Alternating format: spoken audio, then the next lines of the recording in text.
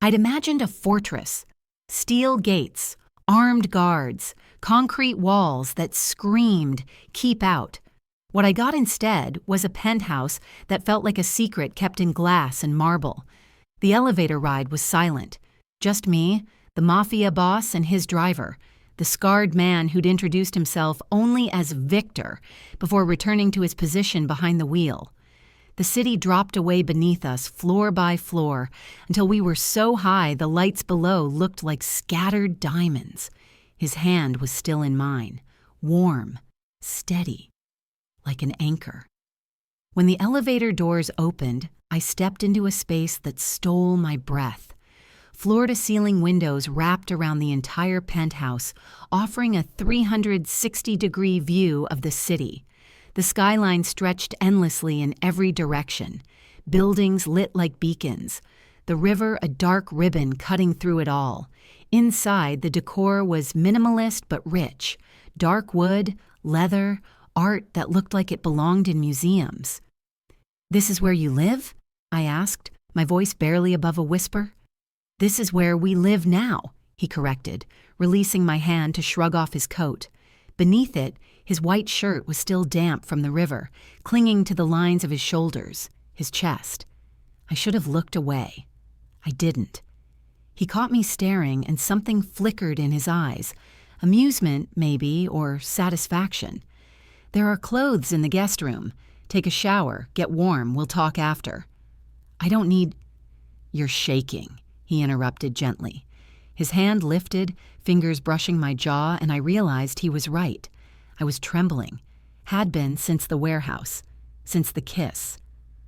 "Go, I'll have food brought up." I wanted to argue. Wanted to demand answers, explanations, a roadmap for whatever this was becoming. But exhaustion was catching up to me, dragging at my limbs, making my thoughts sluggish. So I nodded. Let him guide me down a hallway lined with abstract paintings, past doors that were closed, until we reached one that stood open. The guest room was stunning.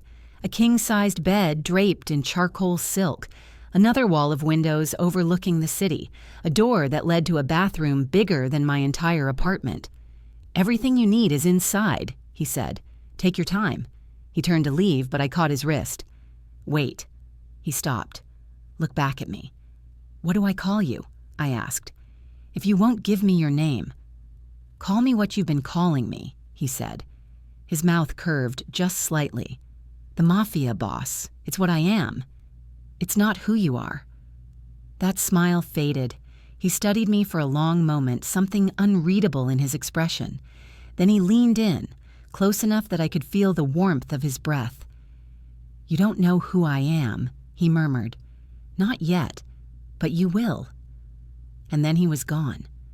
The shower was scalding, but I stood under the spray until my skin turned pink, until I couldn't feel the cold of the river anymore.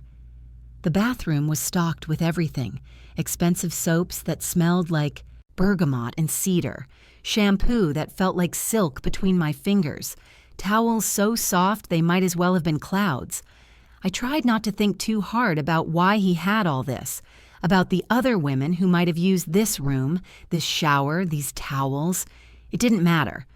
Whatever came before, whoever came before, didn't change what was happening now. When I finally emerged, wrapped in a plush robe I found hanging on the door, I discovered clothes laid out on the bed. Black leggings, a cashmere sweater in deep gray, undergarments still in their packaging, everything in my size. My stomach twisted. How did he know? I dressed quickly, pulled my damp hair into a loose braid, and ventured back out into the penthouse.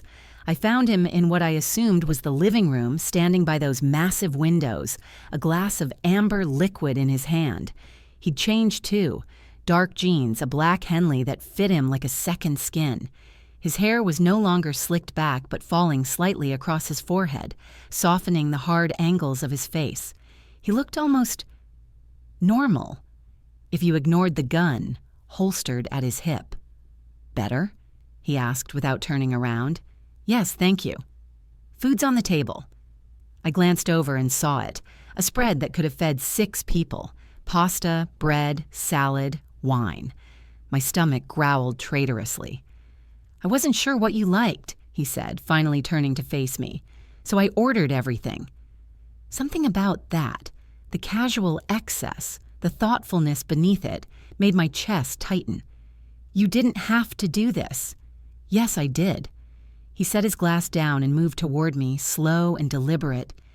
"You need to eat. You need to rest. And then we need to talk about what happens next." "What will happen next?" He gestured toward the table. "Eat first. Then we talk." I'd never tasted food like this. Every bite was perfect, rich, flavorful, the kind of meal you savored, but I barely noticed. I was too aware of him sitting across from me, watching me with those dark, unreadable eyes. "You're not eating," I said finally, setting down my fork.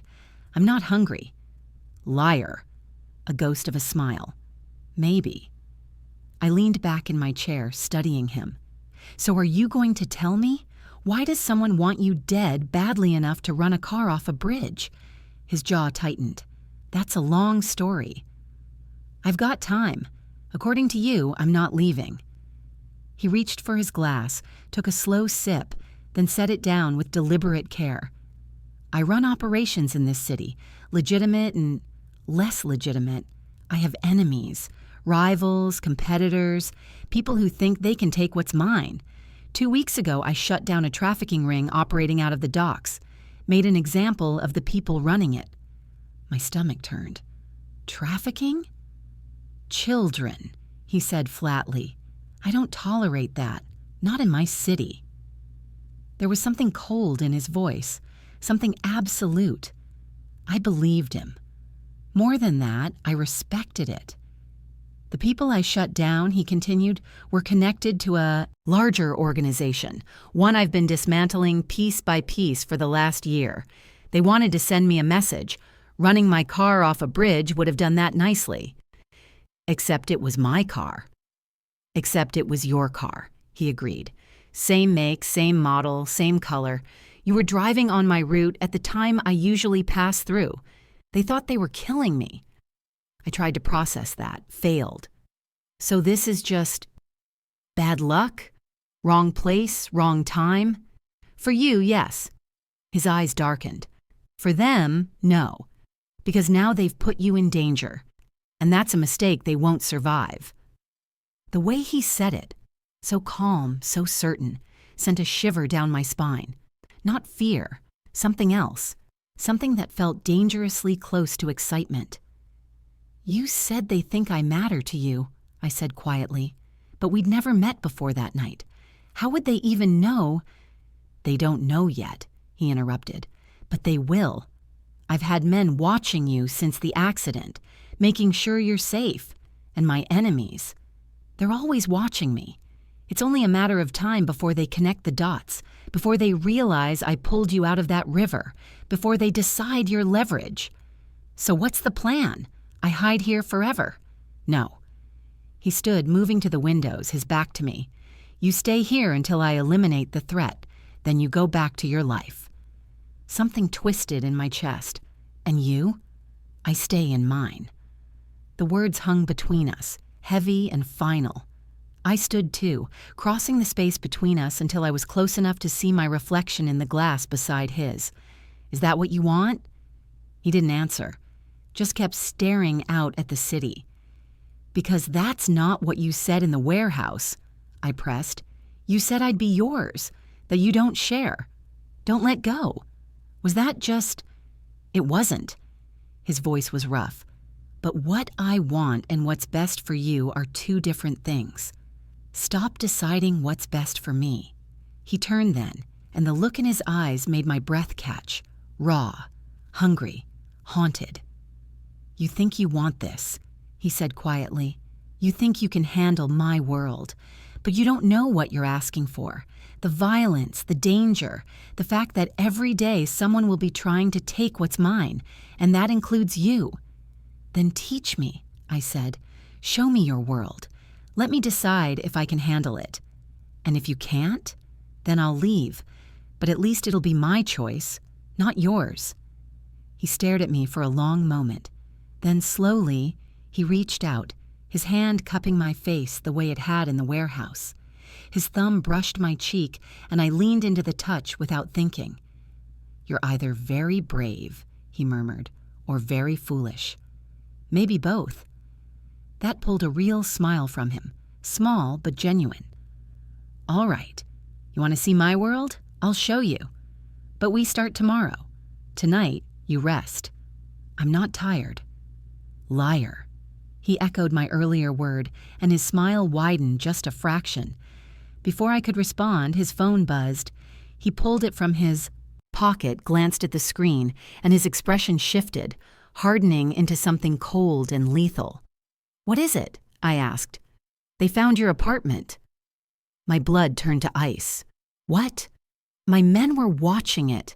2 hours ago, someone broke in, tore the place apart." He was already moving, grabbing his coat, checking the gun at his hip. "They're looking for something, or trying to send a message." "What kind of message?" He paused at the door, looked back at me. "That they know where you live, that you're vulnerable, that they can get to you." Fear spiked through me, sharp and immediate. "Are your men okay?" Something softened in his expression. "They're fine, but your apartment isn't, and anyone who saw you there now knows what you look like." "So what do?" "We don't do anything. You stay here. I will deal with this." "No." "Yes." He closed the distance between us in 2 strides, his hands on my shoulders, his eyes intense. "You stay here. Victor stays with you. You don't leave this penthouse. You don't answer the door. You don't go near the windows. Understood?" I wanted to argue, wanted to demand he let me help, let me do something. But the look on his face stopped me. This wasn't a request. It was a command. And somewhere beneath my stubborn pride, I understood why. "How long will you be gone?" I asked. "A few hours. Maybe less." His hand slid from my shoulders to frame my face, and his voice softened. "I'll come back, I promise." "You better." He kissed me then, hard and fast and possessive. When he pulled back, I was breathless. "Lock the door behind me," he said, "and don't open it for anyone but me." And then he was gone. The penthouse felt too big without him. I paced. I tried to sit. Paced again. Victor stood by the door like a statue, silent and watchful, his hand resting on the weapon at his side. "How long have you worked for him?" I asked finally, desperate for something to break the silence. Victor's eyes flicked to me. "Long enough." "That's not an answer." "It's the only one you'll get." Great. He was as talkative as his boss. I moved to the windows, staring out at the city. Somewhere down there, the Mafia boss was dealing with the people who'd tried to kill me, who'd broken into my apartment, who were hunting me like prey. The thought should have terrified me, and it did. But it also made me angry. I'd spent my whole life playing it safe, following the rules, staying out of trouble. And where had it gotten me? Almost drowned, homeless, hunted. Maybe it was time to stop being safe. My phone buzzed. I pulled it from the pocket of the leggings. Someone must have retrieved it from my things, and saw a text from an unknown number. "We know where you are." My blood went cold. Another text. A photo this time. The exterior of this building, taken from street level. "Tell the Mafia boss to stop looking for us, or we come for you." I showed Victor. His expression didn't change, but his hand moved to his weapon. "Stay away. From the windows." "They're outside?" Maybe it's a bluff." He was already on his phone, speaking in rapid, clipped sentences I couldn't follow. A third text. "We're coming up." Victor's head snapped toward the elevator. "Get to the bedroom, now." "But now." I ran. Down the hallway, into the guest room, slamming the door behind me. My hands shook as I locked it, then backed away, scanning the room for anything I could use as a weapon. Outside, I heard voices, shouts, then a gunshot. My heart stopped. More shots. The sound of breaking glass. Something heavy hitting the floor. I grabbed a lamp, ripped the cord from the wall, and positioned myself behind the door. If they came through, I'd fight. The door exploded inward, not from force, from a controlled breach, and standing in the doorway wasn't an enemy. It was the Mafia boss. His shirt was torn, blood on his knuckles, his gun still in his hand. But he was alive. Whole. "Are you hurt?" he demanded, crossing the room in 2 strides. No, I'm fine. What happened?" They came. His hands were on me, checking for injuries, his touch frantic. 4 of them. Victor took down 2. I got the other 2. "Are they dead?" His eyes met mine, dark and lethal. "They won't touch you again." I should have been horrified, should have recoiled from the violence, the blood, the casual way he said dead. But all I felt was relief, and something deeper, something primal. He'd killed for me. "We need to move," he said. "This location is compromised. Pack what you need. We leave in 5 minutes." "Where are we going?" He pulled me close, his forehead resting against mine, his breath ragged. "Somewhere they'll never find you. Somewhere I control every entrance, every exit, every breath of air." "Where?" His lips curved into something dark and dangerous. "My real home, the place no one knows about, not even my enemies." The drive took 2 hours. We left the city behind, traded skyscrapers for forests, concrete for wilderness. The road twisted and climbed, taking us higher into the mountains until I could see the lights of the city far below, glittering like fallen stars. When we finally stopped, it was in front of a gate, tall, iron, flanked by cameras and guards who nodded at the Mafia boss without question. Beyond the gate, a house, no, an estate, rose from the hillside like something out of a dream, stone and glass and wood, blending into the landscape as if it had grown there naturally. "This is yours?" I breathed. "This is ours," he corrected, "for as long as you need it." He led me inside, through rooms that felt more like art than architecture. A great room with a fireplace you could stand in, a kitchen that looked like it belonged to a chef, bedrooms with views that stretched for miles. But he didn't stop at any of them. He took me upstairs, to a room at the end of the hall. His room. I knew it the moment we stepped inside. The scent of him. Cedar and rain and something darker, hung in the air. The bed was massive, draped in black silk. More windows, more views. "You can have your own room if you want," he said quietly, "but I'd prefer you here, where I can keep you safe." "Safe," I repeated. "Is that the only reason?" He turned to face me fully, and the look in his eyes was answer enough. "No," he admitted. "It's not." I crossed the room, closing the distance between us. "Then say it. Say what you really want." His hands found my waist, pulling me against him. "I want you in my bed, in my life, in my world. I want to wake up next to you and fall asleep knowing you're safe. I want to kill anyone who even thinks about hurting you." His voice dropped, rough and raw. "I want you to be mine in every way that matters, and I want it so badly it scares me." "Why does it scare you?" "Because wanting something this much gives it power over me, and I don't give anyone power over me." I reached up, my hand on his cheek. "Then we're even, because you have power over me too." He kissed me. Slow this time. Deep, like he was memorizing the taste of me, the feel of me. When he pulled back, his eyes were molten. "Stay," he whispered. "Not just tonight. Stay with me. Be mine. Let me protect you, keep you, have you." "On one condition," I said. "Name it." "You stop trying to protect me from yourself. You let me see all of it. The good, the bad, the dangerous. No more secrets, no more holding back." He studied me for a long moment. Then, slowly, he nodded. "Deal." He lifted me effortlessly, carrying me to the bed, and laid me down on the silk like I was something precious, something sacred. "You're sure about this?" he asked, hovering above me, his weight balanced on his arms. "I've never been more sure of anything." He kissed me again and again, and somewhere between the moonlight streaming through the windows and the warmth of his body against mine, I realized something. I'd stopped drowning. Not because he saved me from the river, but because he gave me something to hold on to. Something real. Something dangerous. Something of mine. And as his lips traced a path down my neck, as his hands mapped every inch of me, as the world outside faded into nothing, I knew I'd never let go. Because the Mafia boss didn't just pull me from the water, he pulled me into his world, and I was never leaving. To be continued.